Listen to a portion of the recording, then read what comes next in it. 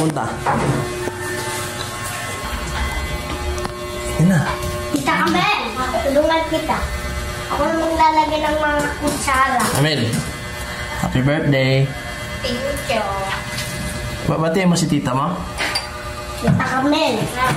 Ako na maglalagay ng kutsara. Ayun ang plato pala.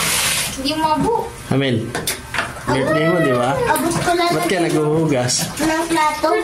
Kita kami ako maglalagay ng plato ha. Kita kami may tato na ako. Saan? Tattoo mo? Anong tattoo yan? Tikilan mo. Oo nga, ano? Tattoo ng mga pangit. Pera kaya yan ang tato. Okay na ba sa Ivan?